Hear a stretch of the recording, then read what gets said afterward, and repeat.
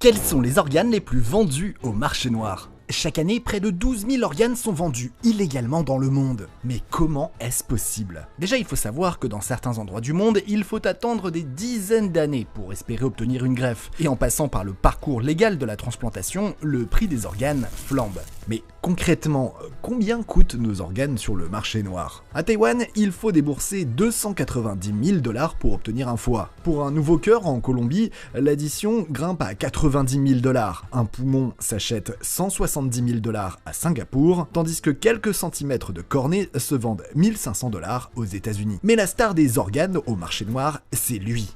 Le rein. Partout, on se l'arrache car c'est à la fois l'organe le plus recherché, puisque 7 millions d'êtres humains sont en insuffisance rénale, et c'est aussi l'organe le plus simple à prélever, car, bonne nouvelle, il ne nécessite pas la mort du donneur. En effet, nous naissons tous avec 2 reins et un seul peut suffire à mener une vie normale. Il y aurait donc près de 8000 reins prélevés illégalement dans le monde chaque année, et le prix de cet organe varie énormément d'un pays à l'autre. Au Népal, un rein rapporte seulement 200 $. En Irak, à peine 1000, et au Pakistan, c'est 2000 $.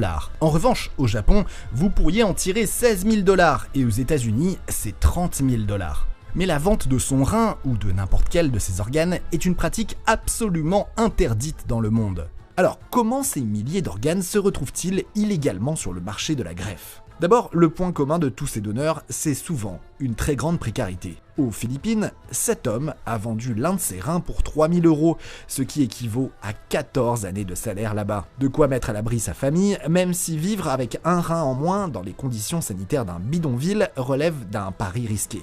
Une motivation teintée de désespoir qu'utilisent souvent les trafiquants d'organes pour arnaquer les donneurs. En Inde, à Dakin Dharamtul, un village de 2000 habitants, plus de 10 donneurs de reins se sont fait avoir. Ils ont touché 566 € pour leurs reins, alors qu'on leur en avait promis 10 fois plus. Et ce type d'arnaque est très courant dans ce pays où en moyenne, seuls 3% des malades obtiennent une greffe de rein, selon le journal indien d'urologie.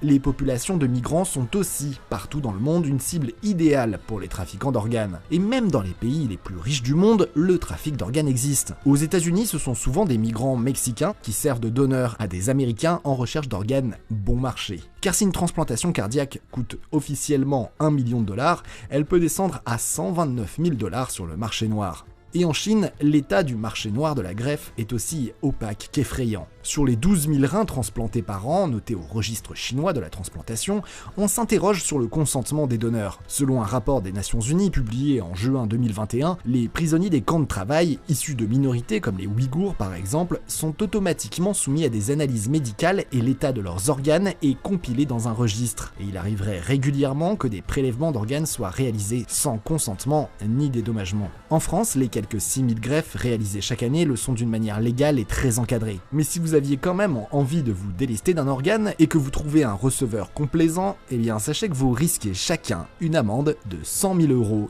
et 7 ans d'emprisonnement.